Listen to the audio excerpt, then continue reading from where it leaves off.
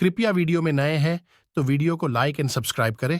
महाभारत के युद्ध में कर्ण और अश्वत्थामा दो महाशक्तिशाली योद्धा थे। यदि इन दोनों के साथ छल न किया गया होता तो महाभारत का युद्ध कौरव कभी का जीत चुके होते। कहते हैं कि यदि अश्वत्थामा को पहले ही दिन से सेनापति बना दिया जाता तो 3 दिन में युद्ध समाप्त हो जाता, लेकिन अश्वत्थामा को जब युद्ध लगभग हार चुके थे तब सेनापति बनाया गया और उन्होंने तबाही मचा दी। इसी तरह यदि कर्ण के साथ छल नहीं किया गया होता तो भी युद्ध का रुख कुछ और होता। वन कवच और कुंडल। भगवान कृष्ण और अर्जुन के पिता देवराज इंद्र यह भली भांति जानते थे कि जब तक कर्ण के पास उसका कवच और कुंडल है तब तक उसे कोई नहीं मार सकता। तब श्री कृष्ण की युक्ति अनुसार देवराज इंद्र ने ब्राह्मण बन दानवीर कर्ण से दान में कवच और कुंडल मांग लिए, लेकिन कुछ मील जाकर इंद्र का रथ भूमि में धंस गया। तभी आकाशवाणी हुई, देवराज इंद्र, तुमने अपने पुत्र अर्जुन की जान बचाने के लिए छलपूर्वक कर्ण की जान खतरे में डाल दी है। अब यह रथ यहीं धंसा रहेगा और तू भी यहीं धंस जाएगा। तब इंद्र ने आकाशवाणी से पूछा, इससे बचने का उपाय क्या है? तब आकाशवाणी ने कहा, अब तुम्हें दान दी गई वस्तु के बदले में बराबरी की कोई वस्तु देना होगी। तब इंद्र वे फिर से कर्ण के पास गए और उन्होंने कवच और कुंडल वापस देने का कहा, लेकिन कर्ण ने लेने से इनकार कर दिया। तब इंद्र ने उन्हें अपना अमोघ अस्त्र देकर कहा कि यह तुम जिस पर भी चलाओगे वह मृत्यु को प्राप्त होगा, लेकिन तुम इसका इस्तेमाल एक बार ही कर सकते हो। 2. मोघ अस्त्र। युद्ध में जब घटोत्कच ने कौरवों की सेना को कुचलना शुरू किया तो दुर्योधन घबरा गया और ऐसे में उसे समझ नहीं आ रहा था कि क्या करें। तब कृष्ण ने कर्ण से कहा कि आपके पास तो अमोघ अस्त्र है जिसके प्रयोग से कोई बच नहीं सकता, तो आप उसे क्यों नहीं चलाते? कर्ण कहने लगा, नहीं, ये अस्त्र तो मैंने अर्जुन के लिए बचा कर रखा है।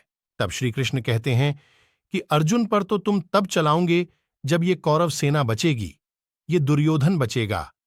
जब ये सभी घटोत्कच के हाथों मारे जाएंगे तो फिर उस अस्त्र के चलाने का क्या फायदा? दुर्योधन को ये बात समझ में आती है और वह कर्ण से अमोघ अस्त्र चलाने की जिद करता है। कर्ण दुर्योधन को समझाता है कि तुम घबराओ नहीं, ये कृष्ण की कोई चाल है, लेकिन दुर्योधन एक नहीं सुनता है और कर्ण मजबूरन वह अमोघ अस्त्र घटोत्कच के ऊपर चला देता है। इस तरह भगवान श्री कृष्ण अर्जुन को बचा लेते हैं। असहाय कर्ण कवच कुंडल उतर जाने के बाद अमोघ अस्त्र नहीं होने के बावजूद कर्ण में अपार शक्तियां थीं।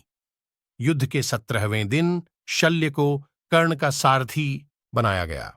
इस दिन कर्ण भीम और युधिष्ठिर को हराकर कुंती को दिए वचन को स्मरण कर उनके प्राण नहीं लेता है। बाद में वह अर्जुन से युद्ध करने लग जाता है। कर्ण तथा अर्जुन के मध्य भयंकर युद्ध होता है। जब अर्जुन बाण चलाते और वह कर्ण के रथ पर लगता तो उसका रथ दूर दूर तक पीछे चला जाता, और जब कर्ण बाण चलाते तो अर्जुन का रथ कुछ कदम ही पीछे हटता था।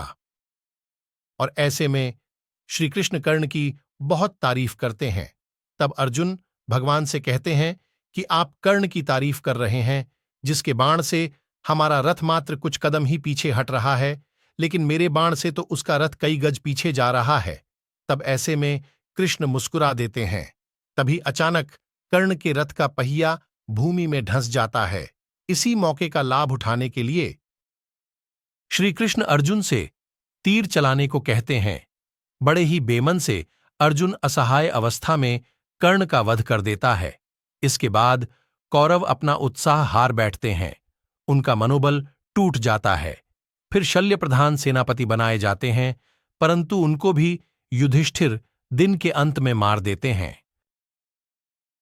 4. हनुमान जी कृपा से बचे अर्जुन। कुरुक्षेत्र के युद्ध के अंतिम दिन कृष्ण ने अर्जुन से पहले रथ से उतरने को कहा, उसके बाद कृष्ण रथ से उतरे। कृष्ण ने हनुमान जी का धन्यवाद किया कि उन्होंने उनकी रक्षा की, लेकिन जैसे ही हनुमान जी अर्जुन के रथ से उतरकर गए वैसे ही रथ में आग लग गई। यह देखकर अर्जुन हैरान रह गए।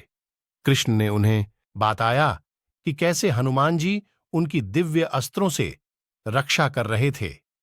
यदि हनुमान जी रथ पर विराजमान नहीं होते तो तुम और मैं कर्ण के बाण से इस रथ सहित कभी के आसमान में उड़ गए होते।